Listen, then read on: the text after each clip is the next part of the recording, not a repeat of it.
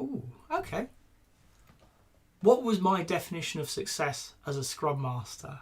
Well, it evolved over time. In the early days, I'll be honest, definition of success was the team liked me. I was at a point where I was brand new as a Scrum Master and I was thinking, am I doing this right? Are they happy? Do they think it's useful? All of these doubts running through your mind.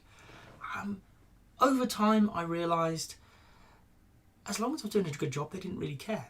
And a good job really was, are the team improving? So that became my yardstick.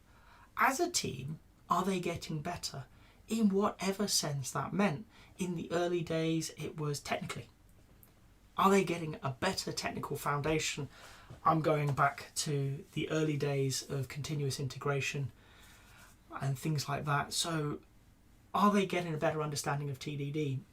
I was still working as a developer as well, as a lead developer. And so that was still my focus, was are we as a team better this week than we were last week? Better this sprint than we were last sprint? In a technical focus. And that moved on as I moved away from the technical to a more relationship focus. Are the team getting on? Can they have the conversations that matter? Today we would talk about psychological safety. It wasn't commonly discussed or particularly well known about at that point, but I recognise it now as one of the best things a Scrum Master could be looking for is, can everybody in the team talk openly and honestly and say things that others may not appreciate? Can they invite conflict in and handle it in a sensible and mature manner?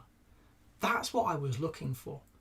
And for me today, that is still one of the key things that you're looking for in a team. It's one of those things that I see as a great success for a Scrum Master.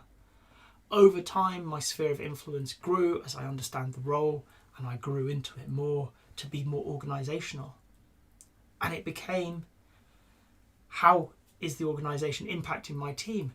Instead of working within the constraints of the organisation, can I change those constraints? Can I just challenge them effectively to yet again help that team improve, both technically in terms of delivery and in terms of their relationships?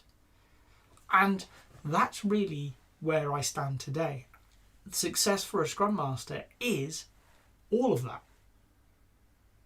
Simple as that. All you have to do is keep everybody happy, make sure they're improving both in their technical terms, in their relationship terms, in their process terms, in the organisational structure and policy terms.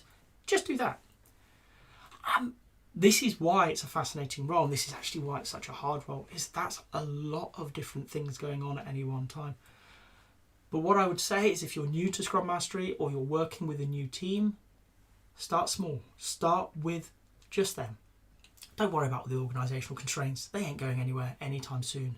So are they able to create a process together and improve it? Are they able to improve their relationships, their interpersonal conversations? Are they able to invite conflict in and have those discussions, no matter how uncomfortable they may feel at the start? What you're working towards is worthwhile. And as that gels, move your focus and start considering the organisation around it. Maybe it's the near organisation within your department or the wider teams. Are people doing things counter to what you're doing? Have those conversations. Are you willing yourself to step up and have those uncomfortable, and they often are, uncomfortable conversations about how somebody's good intentions are negatively impacting?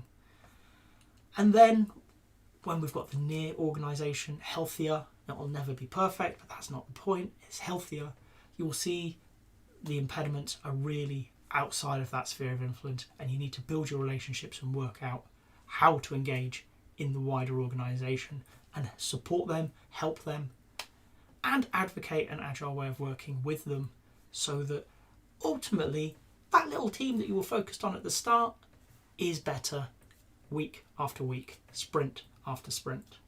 So success for a Scrum Master is very variable. It depends where your team is. It depends where you are in your career. But ultimately it's going to come back to, are the people around you, be they teams, leaders, or whole organisations, better today than they were last week? And is it reasonable to assume that next week they'll be better again?